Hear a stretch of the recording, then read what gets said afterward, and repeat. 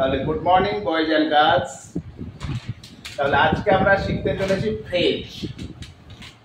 তাহলে ফ্রেজ কি? ফ্রেজ মানে হচ্ছে শব্দগুচ্ছ। শব্দগুচ্ছের ইংলিশ মিনিং কি হচ্ছে? গ্রুপ অফ ওয়ার্ডস। আর কি বললাম যে এখানে কোনো ফাইনিট ভার্ব থাকবে না, নো ফাইনাইট বা ফাইনিট ভার্ব। তাহলে ফ্রেজ কি? ফ্রেজ মানে হচ্ছে গ্রুপ অফ ওয়ার্ডস হতে হবে, তাতে থাকবে না কোনো ফাইনিট ভার্ব। এবার তাহলে আমাদের এবার জানতে হবে ফাইনিট ভার্ব কি, তাই তো? নাহলে তো আমি পারবো না। ফাইনাইট ভার্ব কি জানো Mrinal? Finite verb, finite verb হচ্ছে সেই ভার্ব যে ভার্বগুলো টেন্স অনুযায়ী চেঞ্জ হয়। বুঝতে পারলে? দুটো এক্সাম্পল দিলে এনাফ। যেমন বলি আই লাভ, তোমরা ভাবছো ইউ লিখবো? নো, আই লাভ ক্রিকেট হলো। এটা তো আমি লিখতে পারি আই লাভ ক্রিকেট, লিখতে পারি তো? তাহলে টেন্স অনুযায়ী ভার্বের চেঞ্জ হচ্ছে না। এবার যদি বলি হি লাভস ক্রিকেট, তাহলে যেগুলো টেন্স অনুযায়ী চেঞ্জ হয় সেগুলোকে ফাইনাইট ভার্ব বলে। ক্লিয়ার করতে পারলাম ফাইনাইট ভার্ব কি? এবার তোমরাকে বলছি যে am, is, are, was, were এগুলো কি finite verb? Yes, definitely they are finite verb.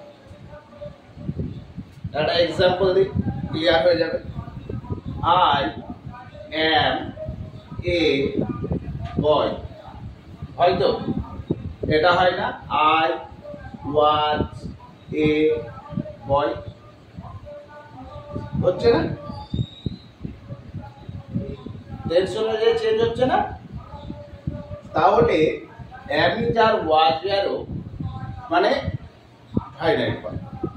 তাহলে ফাইনাইট ভার্ব ক্লিয়ার হয়েছে প্রত্যেকে? তোমরা ক্লাসটা শুধুমাত্র মন দিয়ে দেখো, দ্যাটস এনাফ। সে তুমি যত ডাল স্টুডেন্ট, ব্রিং হিম ইনটু মাই ব্যাচ, আমি তাকে শিখিয়ে দেবো।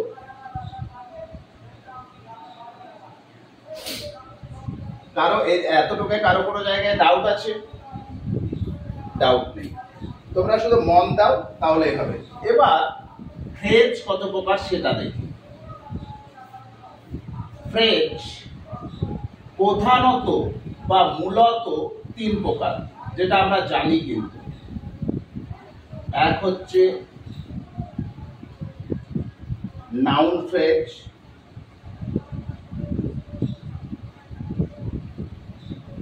দুই হচ্ছে অ্যাডজেক্টিভ ফ্রেজ,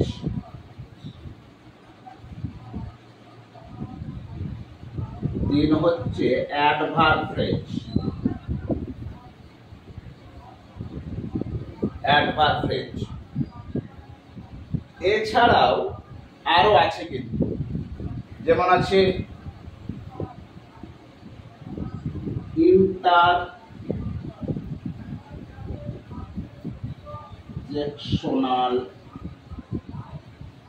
তারপরে কনজাংশনাল,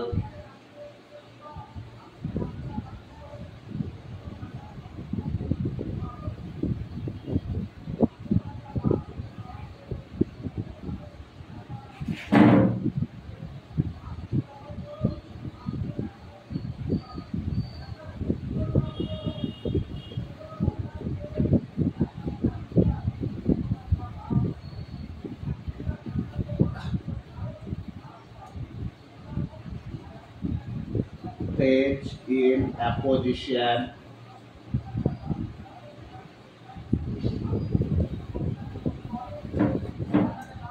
এগুলো অ্যাডভান্স লেভেলের।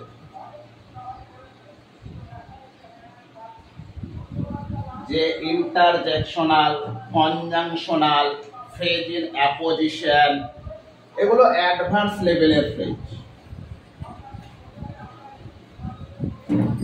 আমাদের mainly noun phrase, adjective phrase আর অ্যাডভার্ব ফ্রেজ, এই তিনটে কিন্তু আমাদের কাজে লাগে। কিন্তু বেশিরভাগ স্টুডেন্টরা নাউন ফ্রেজটা বুঝতে একটু ডিফিকাল্টি ফেস করে। কিন্তু আজকের পর, এই ক্লাসটার পর কারো কোনো জায়গায় ডাউট থাকবে না। That's my challenge. ঠিক আছে, ক্লাসটার পরে দেখা যাচ্ছে। লেখা হয়ে গেছে?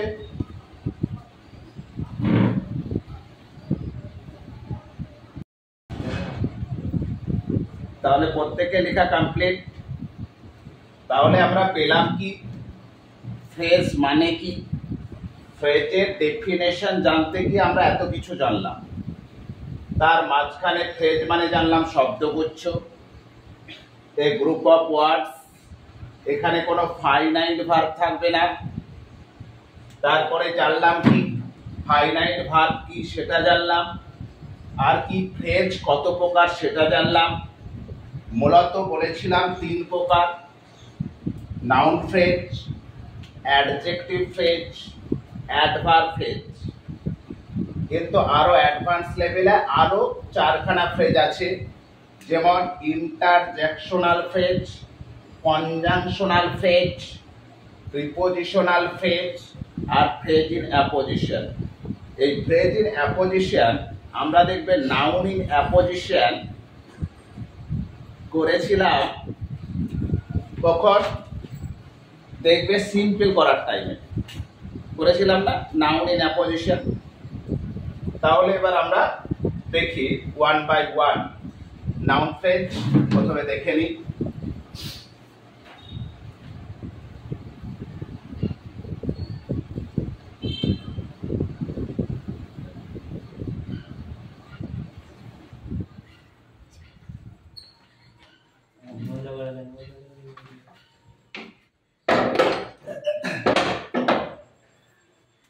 তাহলে এবার আমরা শিখব নাউন ফ্রেজ।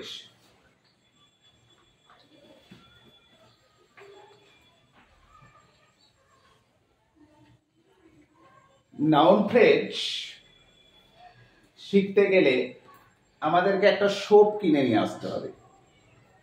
ঠিক আছে, SOAP।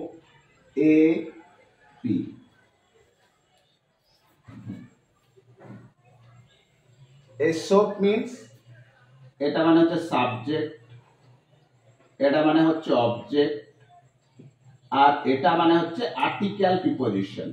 আর্টিকেল প্রিপোজিশন মানে আর্টিকেল প্রিপোজিশনের পরে হবে। মানে নাউন ফ্রেজ সাবজেক্ট অর্থে হবে, অবজেক্ট অর্থে হবে, অথবা আর্টিকেল প্রিপোজিশনের পরে হবে। ঠিক আছে, আর একটা জিনিস মাথায় কি রাখবো, শর্টকাট নিয়ম, ভার্বকে কে দিয়ে প্রশ্ন করব। ভার্বকে কে দিয়ে প্রশ্ন করব, বা নট কে, কি, হোয়াট।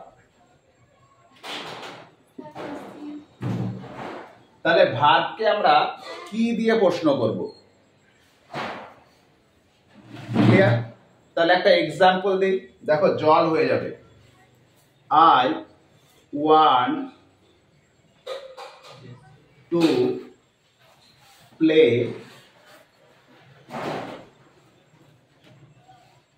ক্রিকেট। এবার আমাকে বললো আইডেন্টিফাই দ্য ফ্রেজ। তাহলে একটা জিনিস আমরা কি শিখলাম, নাউনকে কি দিয়ে প্রশ্ন করব। এটাই ভার্ব কোনটা, প্রিন্সিপাল ভার্ব ওয়ান্ট, তাই তো। আমি ক্রিকেট খেলতে চাই, তাহলে আমি কি খেলতে চাই, ক্রিকেট খেলতে। তাহলে এটা হচ্ছে আমার নাউন ফ্রেজ, এনপি। দেখতে পাচ্ছ, আর্টিকেল প্রিপোজিশনের পরে। ক্লিয়ার? তারপরে নেক্সট আরেকটা এক্সাম্পল দেই, ট্রাভেলিং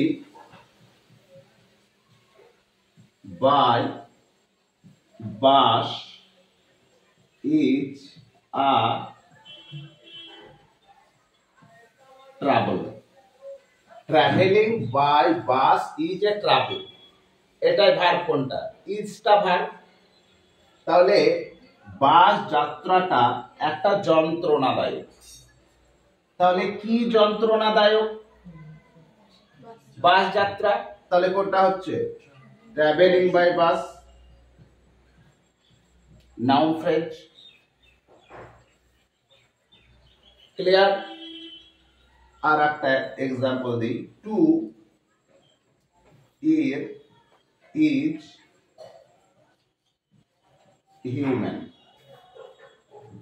মানুষ মাত্রই ভুল হয়, তাহলে মানুষ মাত্রে কি? To is NP. ক্লিয়ার? কারো কোনো জায়গায় ডাউট আছে? আর একটা এক্সাম্পল দিই, এবার এটা তোমরা বলবে। হ্যাঁ, I hope to do well in the exam. বলো দেখি তোমরা।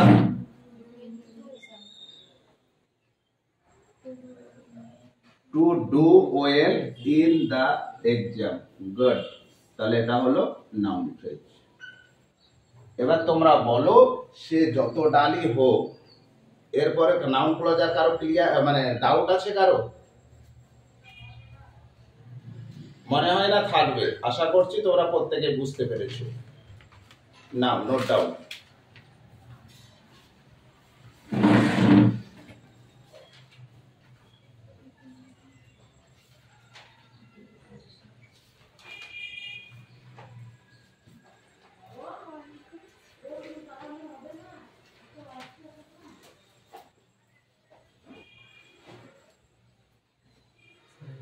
একটু তাড়াতাড়ি লিখবে।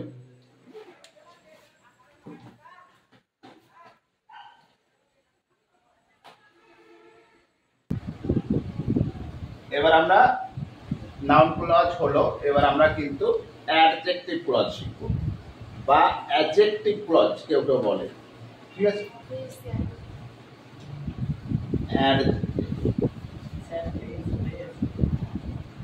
Adjective phrase. তাহলে ফ্রেজ মানে কি বলেছিলাম? A group of words, a group of words হতে হবে। তাহলে নাউন ফ্রেজটা ভার্বকে কি দিয়ে প্রশ্ন করব, এবার অ্যাডজেক্টিভ ফ্রেজটা কি করব? একটা এক্সাম্পল দিয়ে ক্লিয়ার হয়ে যাবে। যেমন বলি, she is a beautiful lady. এখানে লেডিটা কি রকম? বিউটিফুল। তাহলে এখানে দেখো একটা ওয়ার্ড আছে, কিন্তু ফ্রেজ মানে কি? এ গ্রুপ অফ ওয়ার্ডস। তার মানে এটা অ্যাডজেক্টিভ ফ্রেজ নয়, এটা হচ্ছে অ্যাডজেক্টিভ। এবার এটাকে দেখো আমি লিখছি, she is a lady of beauty. এই বিউটিফুলটাকে কি করলাম? অফ বিউটি করে দিলাম, এটা এই গ্রুপ অফ ওয়ার্ডস হয়ে গেল। তাহলে এটা হচ্ছে আমার অ্যাডজেক্টিভ ফ্রেজ। আর একটা एग्जांपल দেই, it is a golden pen. তাহলে এটাকে, এটা তো গোল্ডেনটা কি বললাম? শুধু অ্যাডজেক্টিভ, এটা তো ফ্রেজ নয়, এ গ্রুপ অফ ওয়ার্ডস নয়, একটা ওয়ার্ড হয়েছে। তাহলে it is a pen made of gold. তাহলে গোল্ডেনটা হয়েছে তো মেড অফ গোল্ড, তাহলে এটা হচ্ছে আমার অ্যাডজেক্টিভ ফ্রেজ।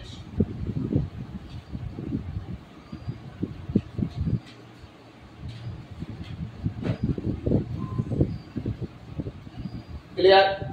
তাহলে দেখো এই ওয়ার্ডস এর গ্রুপ অফ ওয়ার্ডস এর আগে কি আছে? নাউন। নাউন। তাহলে আমরা জানি কি অ্যাডজেক্টিভ মানে কি? নাউনের দোষ গুণ বিচার করবে, তাই তো? তাহলে দেখো এটাও তুমি শর্টকাট নাউন ক্লজে যেমন আমি নাউন ফ্রেজে যেমন আমি কি করছিলাম, কি দিয়ে প্রশ্ন করছিলাম, এটার ক্ষেত্রেও তুমি কি করতে পারো যে নাউনকে কি রকম যে প্রশ্ন করতে পারো, কি রকম। এই বাক্যে নাউন কোনটা? লেডিটা নাউন। তাহলে লেডিটা কি রকম? বিউটিফুল। এই বাক্যে it is a pen made of gold, পেনটা কি রকম? Made of gold. ক্লিয়ার? আর একটা বলি, এ ফ্ল্যাগ অফ ইন্ডিয়া। তাহলে এটা কি? এটার অ্যাডজেক্টিভ ফ্রেজ কোনটা হচ্ছে? ফ্রেজ কোনটা? Of India. এটা তো ইন্ডিয়ান ফ্ল্যাগ হবে না। তাহলে ইন্ডিয়ানটা হচ্ছে যখন অ্যাডজেক্টিভ হয়ে যেত। এবার এটা যেহেতু নাউনের কি করছে? দোষ গুণ বিচার করছে, যার জন্য এটা হচ্ছে অ্যাডজেক্টিভ ফ্রেজ। ক্লিয়ার? তাহলে নাউন ক্লজ কি জানলাম, অ্যাডজেক্টিভ ক্লজ কি জানলাম। কারো কোনো জায়গায় কোনো অসুবিধা আছে? কোনো জায়গায় ডাউট? ওকে, নাও নোট ডাউন। এবার আমরা অ্যাডভার্ব ক্লজ করব। তাহলে আমাদের অ্যাডজেক্টিভ ফ্রেজ, নাউন ফ্রেজ জল হয়ে গেছে। এবার অ্যাডভার্ব ফ্রেজটাও জলের মতো হয়ে যাবে। দেখে নাও অ্যাডভার্ব ফ্রেজ। এই অ্যাডভার্ব তিন ধরনের হয়। তোমরা পড়েছো চার ধরন, পড়নি? টাইম, ভার্বের টাইম বোঝাবে, তারপরে প্লেস বোঝাবে, আর একটা ম্যানার বোঝাবে, আর একটা তোমরা জানতে ফ্রিকোয়েন্সি। ফ্রিকোয়েন্সি ফ্রেজের ক্ষেত্রে অত অ্যাপ্রোপ্রিয়েট নয়, মানে আমার তিনটে জানলেই হবে। তাহলে এবার আমি দেখে নিই একটা এক্সাম্পলের মাধ্যমে adverb phrase. At the corner of the cage the bird stood. At the corner of the cage the bird stood. ঠিক আছে? এটাই কি শর্টকাট নিয়ম বলে দিচ্ছি। এটা when দিয়ে প্রশ্ন করবে, where দিয়ে প্রশ্ন করবে, আর how দিয়ে প্রশ্ন করবে। ঠিক আছে? এই অ্যাডভার্ব কি? অ্যাডভার্ব ফ্রেজও কিন্তু দোষ গুণ বোঝাবে, কিন্তু কার দোষ গুণ বোঝাবে? ভার্বের দোষ গুণ বোঝাবে। অ্যাডজেক্টিভ কার দোষ গুণ বোঝাচ্ছিল? নাউনের দোষ গুণ বোঝাচ্ছিল। আর তাহলে অ্যাডভার্ব ফ্রেজ ভার্বের দোষ গুণ বোঝাবে। তাহলে ভার্বকে এইগুলো দিয়ে আমি প্রশ্ন করি। বলছে বার্ডটি কেজের কর্নারে দাঁড়িয়েছিল। কোথায় দাঁড়িয়েছিল? কেজের কর্নারে। তাহলে কতটুকু আন্ডারলাইন করব আমি? ক্লিয়ার? বুঝতে পারলে? আর একটা এক্সাম্পল দিই। He went to home in the evening.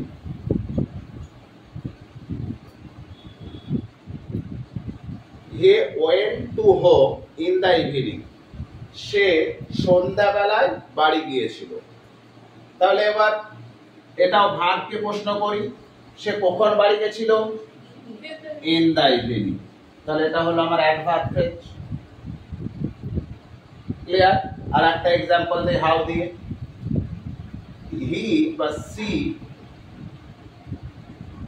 went to home by bus।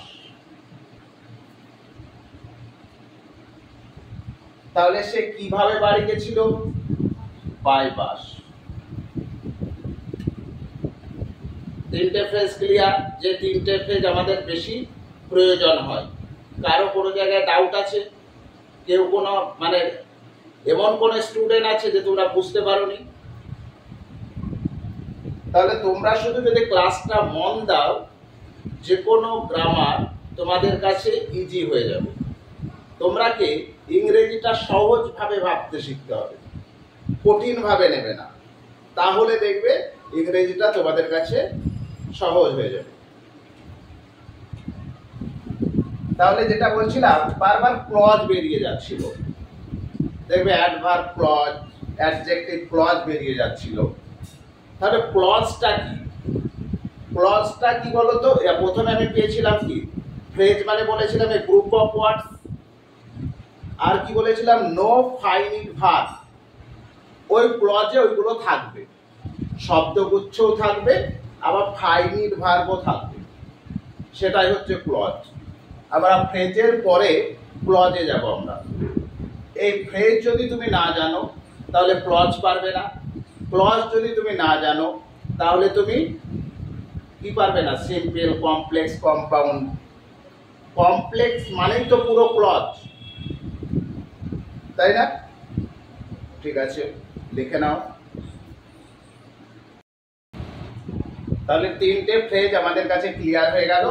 এবার আমরা অ্যাডভান্স লেভেলে যে ক্লজগুলো, ফ্রেজগুলো বলেছিলাম, সেটার মধ্যে একটা প্রিপোজিশনাল ফ্রেজ বা প্রেপোজিশনাল ফ্রেজ। এটা কি?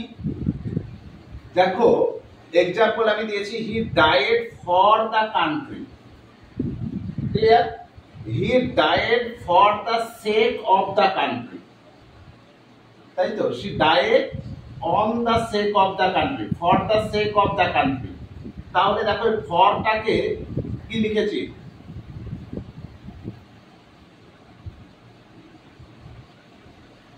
ফর দিলে দুটোই ফর হয়ে যাচ্ছে, on the, on the sake of the country.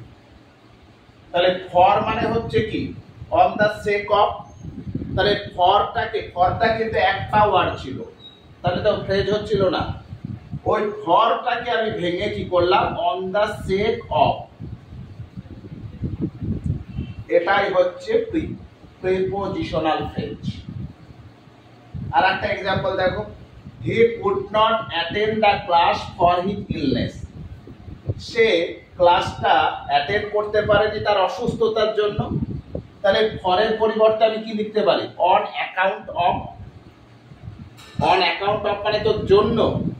তাহলে আমি একটা প্রিপোজিশনকে যদি গ্রুপ অফ ওয়ার্ডস বানাই তাহলে সেটা হচ্ছে prepositional phrase. Is it clear? আর একটা দেখো, he went there to get it. সে সেখানে গেছিল এটা পেতে। এটা তো প্রিপোজিশন। এটাকে আমি এই প্রিপোজিশনটাকে করে দিলাম ইন অর্ডার টু।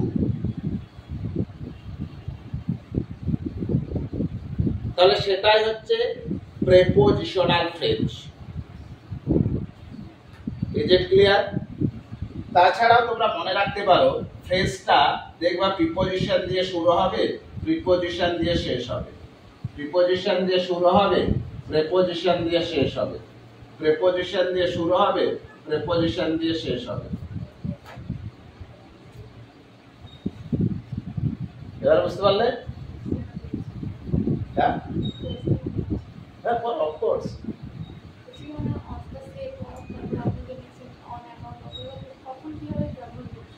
কখন কখন মানে এগুলো তুমি দেখা গেলে ফরের জন্য এটা শিখে নিলে, তো এটা তুমি রাইটিং এ অ্যাপ্লাই করতে পারবে। এবার তোমার দেবে কি? তোমার দিলে বলবে, এই লাইনটা দিয়ে দিল, দিয়ে বলছে underline the phrase and identify. তখন তুমি প্রথমে ধরো সব প্রশ্ন করছো, যেমন আমি প্রশ্ন করি, হোয়াট দিয়ে প্রশ্ন করো, কি মারা যায়? দেশের জন্য আছে, আসছে না কিন্তু। যখনই তুমি দেখে নেবে একটা প্রিপোজিশনকে এরকম ফ্রেজে ব্যবহার করা হয়েছে, এটা তুমি এরকম ভাবে আন্ডারলাইন করে দিলে, দিয়ে এটা লিখে দিলে পিপি, ফর অন অ্যাকাউন্ট অফ, পিপি। হ্যাঁ, দেওয়া থাকবে, তোমাকে আইডেন্টিফাই করতে হবে। আর টু এর পরিবর্তে ইন অর্ডার টু, তাছাড়া আমি কয়েকটা দেখো তোমাদের লিখে দিয়েছি, এইগুলো ব্যবহার করা হয়। In place of, instead of, in Liu of, এগুলো ব্যবহার করা হয়। ক্লিয়ার হলো প্রিপোজিশনাল ফ্রেজ? Note down.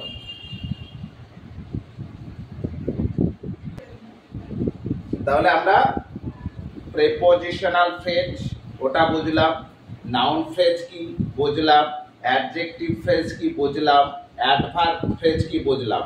এবার আমরা চলে আসলাম noun phrase in apposition. Phrase in apposition,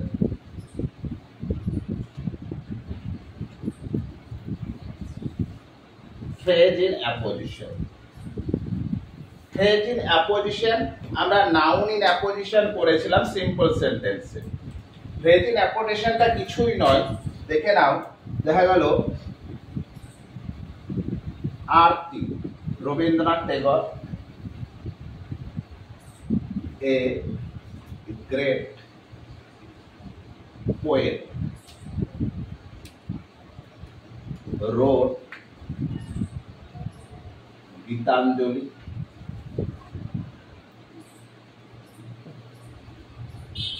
Rabindranath Tagore a great poet wrote Gitanjali. তাহলে রবীন্দ্রনাথ টেগরের এটা পরিচয় দিচ্ছে না? পরিচয় দিচ্ছে না? এটাই হচ্ছে নাউন ইন অ্যাপোজিশন। বুঝতে পারছো? যেমন Mrinal, a student of class 11। তাহলে Mrinal a student of class 11 কি করেছিল সে? পেন্টেড এ ওয়াল।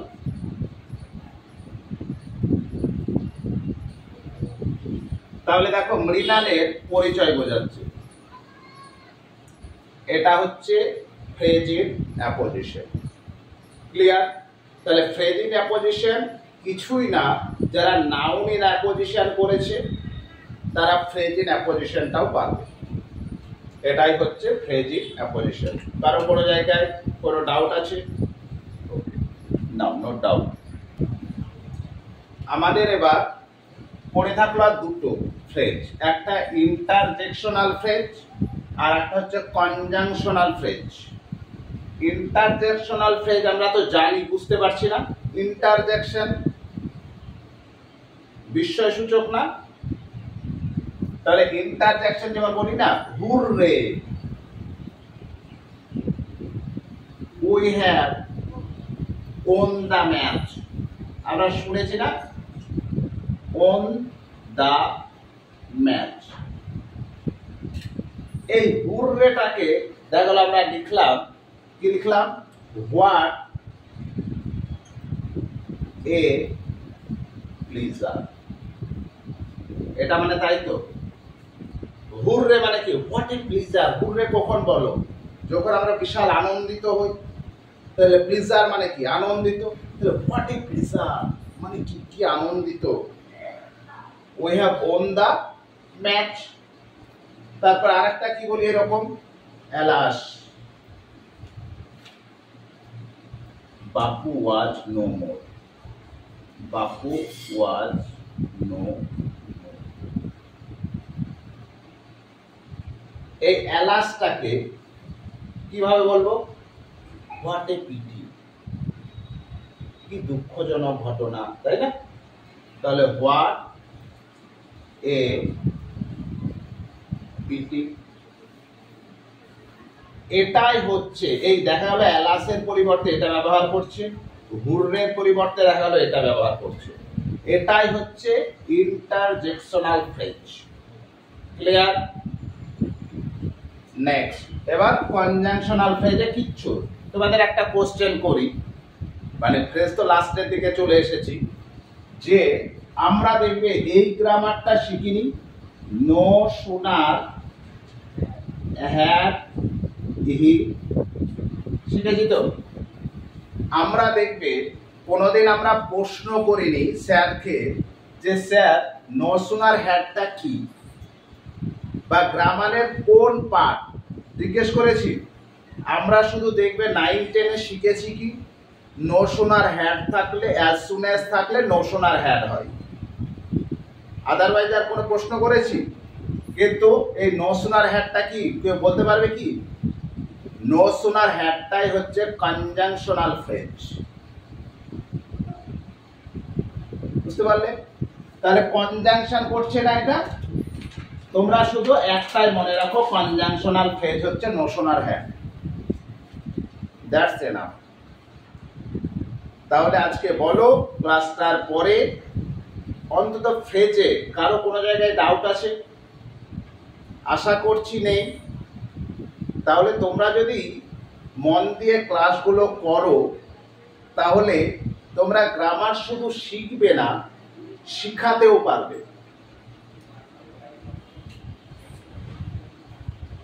তাহলে আজ ফ্রেজ কমপ্লিট করলাম। নেক্সট ক্লাসে আমরা চলে যাব নাউন ক্লজে চলে যাব। Bye bye.